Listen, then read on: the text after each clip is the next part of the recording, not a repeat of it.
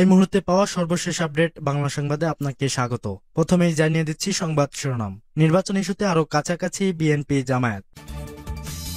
আরো থাকছে বিডিআর হত্যাকাণ্ড, এ রহস্য উদ্ঘাটন করতেই হবে বলছে প্রধান উপদেষ্টা। এরপর থাকছে প্রবাসীদের সুখবর দিলেন আসিফ নজরুল। আরো জানিয়ে দিব তারেক রহমানকে নিয়ে 3 শব্দের স্ট্যাটাস, কি বুঝালেন ইশরাক। আরো থাকছে ডিসেম্বরের মধ্যে নির্বাচন চাই সমমনা ইসলামী দলগুলো। এবং সর্বশেষ জানিয়ে দিব 8 মাসে দেশে কিছুই সংস্কার হয়নি, মন্তব্য আব্দুস সালাম। শুনছিলেন সংবাদ শিরোনাম, এখন বিস্তারিত। নির্বাচন ইস্যুতে আরো কাছাকাছি বিএনপি জামায়াত। রাজনীতিতে শেষ বলে কিছুই নেই, বেশ প্রচলিত প্রবাদটি আবার আলোচনায় এলো। বর্তমানে বাংলাদেশ প্রতিদিন নানা সমীকরণ সামনে আসছে। শেখ হাসিনা পরবর্তী দেশে বিএনপি ও জামায়াতে ইসলামী কিছু ইস্যুতে দূরে দূরে থাকলেও জাতীয় নির্বাচন ইস্যুতে হঠাৎ করেই কাছাকাছি আসছে বলে আভাস পাওয়া যাচ্ছে। নির্বাচন নিয়ে বিপরীতমুখী অবস্থান থেকে দুই দলের এখন প্রায় একই সুর। দ্রুত নির্বাচনের দাবিতে চাপ বাড়ানো হচ্ছে ডক্টর ইউনূসের নেতৃত্বাধীন অন্তর্বর্তীকালীন সরকারের ওপর। উভয় দলের নেতারা বলেছেন, অন্তর্বর্তী সরকার নির্বাচন নিয়ে যত বেশি সময় নেবে তত বেশি সমস্যা তৈরি হবে। গত বছরের 5 আগস্ট স্বৈরাচার শেখ হাসিনার পতন ও পরবর্তীত পরিস্থিতিতে ত্রয়োদশ সংসদ নির্বাচন নিয়ে নানামুখী বিতর্ক শুরু হয়। বিশেষ করে বৃহৎ রাজনৈতিক দল বিএনপি ও বাংলাদেশ জামায়াতের মধ্যে বৈপরীত্য দেখা দেয়। নির্বাচন ইস্যুতে দুই দলের শীর্ষ নেতাদের বক্তব্য রাজনীতিতে উত্তাপ ছড়ায়। বিএনপি চায় চলতি বছরেই জুনে কিংবা ডিসেম্বরের মধ্যে নির্বাচন। অন্যদিকে জামায়াত ইসলামী বলে আসছে, রাষ্ট্রের গুরুত্বপূর্ণ ক্ষেত্রে প্রয়োজনীয় সংস্কার করে স্থানীয় সরকার নির্বাচন, তারপর জাতীয় সংসদ নির্বাচন। এখন জামায়াত বলছে তারা আগামী রমজানের আগেই সংসদ নির্বাচন চায়। এই বক্তব্যের মধ্যে দিয়ে অবশেষে জামায়াতে ইসলামীর দাবি কিছুটা হলেও পরিবর্তন হয়েছে। এখন নির্বাচন ইস্যুতে বিএনপির অবস্থানের কাছাকাছি পর্যায়ে চলে এসেছে দলটি। বিশ্লেষকরা বলছেন, সম্প্রতি লন্ডনে বিএনপির চেয়ারপারসন খালেদা জিয়া ও ভারপ্রাপ্ত চেয়ারম্যান তারেক রহমানের সঙ্গে জামায়াতের আমির ডক্টর শফিকুর রহমানের বৈঠকের পর নির্বাচন ইস্যুতে জামায়াতের সুর বদলেছে। প্রসঙ্গত, আগামী বছরের 16 ফেব্রুয়ারির পর রমজান শুরু হবে, তার আগেই নির্বাচনের পক্ষে জামায়াত। জানা যায়, অন্তর্বর্তী সরকারের প্রধান উপদেষ্টা ডক্টর মোহাম্মদ ইউনূস এরই মধ্যে কয়েকবার বলেছেন যে দলগুলোর বড় ব্যবধান সংস্কার চাইলে নির্বাচন আগামী বছরের জুনে, আর ছোট আকারের সংস্কার চাইলে নির্বাচন হতে পারে ডিসেম্বরে। পবিত্র ঈদ উল ফিতর উপলক্ষে একটি বেসামরিক টেলিভিশনের ঈদ অনুষ্ঠানে অন্তর্বর্তী সরকারের প্রধান উপদেষ্টা প্রেস সচিব শফিকুল আলম বলেছেন, 2026 সালের 30 জুনের মধ্যে জাতীয় নির্বাচন অনুষ্ঠিত হবে। কিন্তু ডিসেম্বরের পরে নির্বাচন আয়োজনের বিরোধী বিএনপি। তারা চলতি বছরের জুন থেকে ডিসেম্বরের মধ্যেই জাতীয় নির্বাচন চায়। বিএনপির এই দাবির পক্ষে রয়েছে আবারও কয়েকটি রাজনৈতিক দল, আর জামায়াতের দাবি ছিল সংস্কার শেষে যৌক্তিক সময় নির্বাচন। অন্যদিকে জুলাই আন্দোলন ঘিরে গড়ে ওঠা নতুন দল জাতীয় নাগরিক পার্টির এনসিপি সহ কয়েকটি রাজনৈতিক দলের দাবি আগে সংস্কার ও স্থানীয় সরকার নির্বাচন এবং সবশেষে জাতীয় নির্বাচন। আবার গণপরিষদ নির্বাচনের দাবিও তুলেছেন এনসিপি। দলটির আহ্বায়ক নাহিদ ইসলাম বলেছেন, মৌলিক সংস্কার ছাড়া এনসিপি নির্বাচনে যাবে না। পাশাপাশি অন্তর্বর্তী সরকারকে 5 বছর ক্ষমতায় রাখার কথাও শোনা যাচ্ছে। এ নিয়ে রাজনীতির মাঠে চলছে নানা আলোচনা। বিডিআর হত্যাকাণ্ড, এর রহস্য উদ্ঘাটন করতেই হবে বলছে প্রধান উপদেষ্টা। অন্তর্বর্তীকালীন সরকারের প্রধান উপদেষ্টা অধ্যাপক মোহাম্মদ ইউনূস বলেছেন, বিডিআর হত্যাকাণ্ডের রহস্য উদ্ঘাটন করতেই হবে। পুরো জাতি তদন্ত কমিশনের দিকে তাকিয়ে আছে। আমরা সবাই উত্তর খুঁজছি। কমিশনকে এ ঘটনার তদন্তে সফল হতেই হবে। মিশনভাবে এই হত্যাকাণ্ড ঘটনা হয়েছে মন্তব্য করে ইউনূস বলেন, নৃশংসভাবে নিজেদের অফিসারদেরই তারা মেরেছিল। এ ঘটনার তদন্ত কমিশনকে সরকারের পক্ষ থেকে সর্বোচ্চ সহযোগিতা করা হবে বলে আশ্বাস দেন তিনি। বুধবার বিকেলে রাষ্ট্রীয় অতিথি ভবন যমুনায় প্রধান উপদেষ্টার সঙ্গে সাক্ষাৎ করতে গেলে বিডিআর হত্যাকাণ্ডের ঘটনায় গঠিত তদন্ত কমিশনের সদস্যদের এসব কথা বলেন প্রধান উপদেষ্টা। এ সময় উপস্থিত ছিলেন বিডিআর হত্যাকাণ্ডের ঘটনায় গঠিত তদন্ত কমিশনের প্রধান মেজর জেনারেল আলম ফজলুর রহমান, সদস্য ব্রিগেডিয়ার জেনারেল মোহাম্মদ সাইদুর রহমান, মুন্সি আলাউদ্দিন আল আজাদ, ডক্টর এম আকবর আলী, মোহাম্মদ শরীফুল ইসলাম, শাহনওয়াজ খান চন্দন, ATKM Iqbal. Major general Alam Fazlur Rahman প্রধান উপদেষ্টাকে আশ্বস্ত করে বলেন, বিডিআর হত্যাকাণ্ডের ঘটনায় তদন্ত কার্যক্রম পুরোদমে এগিয়ে চলছে।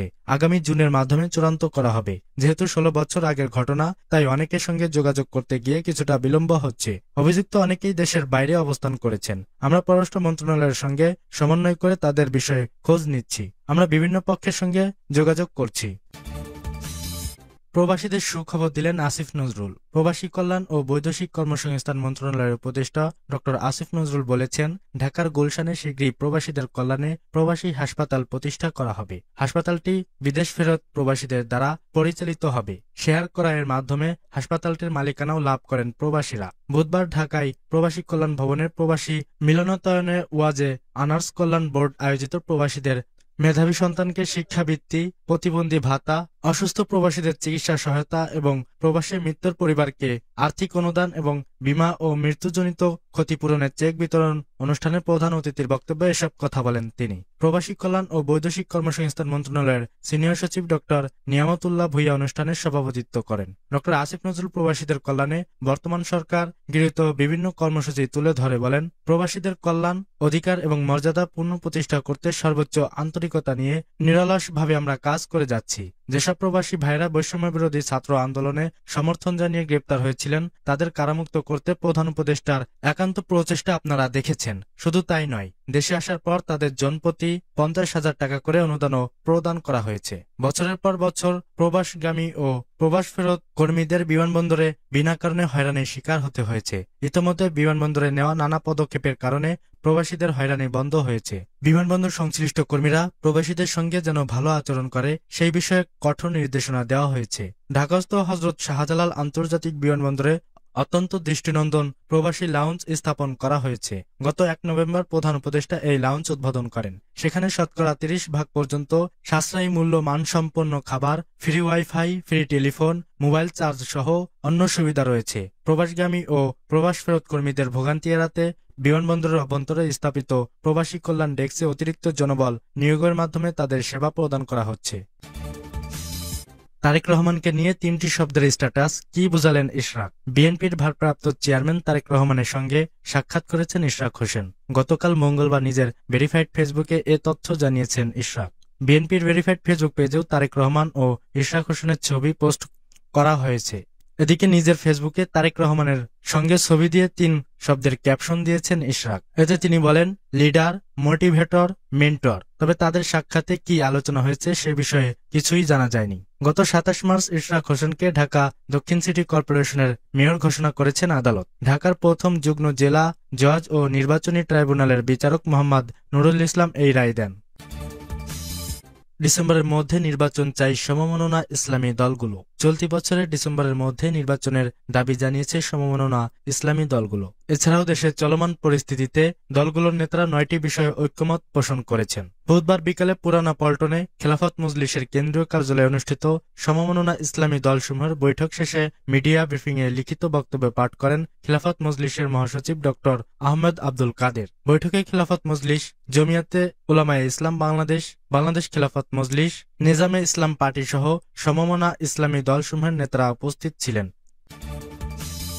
8 মাসে দেশে কিছুই সংস্কার হয়নি, মন্তব্য আব্দুল সালামের। বিএনপি চেয়ারপারসনের উপদেষ্টা বীর মুক্তিযোদ্ধা আব্দুল সালাম বলেছেন, বিগত 8 মাসে দেশে কিছুই সংস্কার হয়নি। আমরা চাই দেশের মানুষের কাছে গণতন্ত্র ফিরে আসুক। দেশে এখনো ষড়যন্ত্র চলছে বলে উল্লেখ করে তিনি বলেন, সবাইকে ঐক্যবদ্ধভাবে কাজ করে এর মোকাবেলা করতে হবে। বুধবার বিকালে হবিগঞ্জ জিয়া স্মৃতি পাঠাগার কেন্দ্রীয় কমিটির উদ্যোগে শিক্ষার্থীদের মাঝে শিক্ষা উপকরণ ও বিতরণ অনুষ্ঠানে প্রধান অতিথির বক্তব্যে তিনি এসব কথা বলেন। এ সময় তিনি বলেন, দেশ শহীদ প্রেসিডেন্ট জিয়াউর রহমানের আদর্শে চলতে পারলে অনেক দূরে এগিয়ে যাবে। এজন্য জিয়াউর রহমানকে নিয়ে গবেষণা করতে হবে, তাকে অনুসরণ করেই এগিয়ে যেতে হবে। তিনি ছিলেন দেশের একজন প্রকৃত সংস্কারক। তিনি বলেন, স্বৈরাচারী সরকার দেশের মানুষের নির্যাতন করতেন বলেই আজ দেশ ছেড়ে পালিয়ে যেতে হয়েছে। বিগত 17টি বছর দেশের শিক্ষা ব্যবস্থাকে ধ্বংস করে দিয়ে জিয়া স্মৃতি পাঠাগার কেন্দ্রীয় কমিটির সহসভাপতি সালেহ আহমেদের সভাপতিত্বে অনুষ্ঠানে বিশেষ অতিথি ছিলেন কেন্দ্রীয় বিএনপির সাংগঠনিক সম্পাদক জি কে গাউস,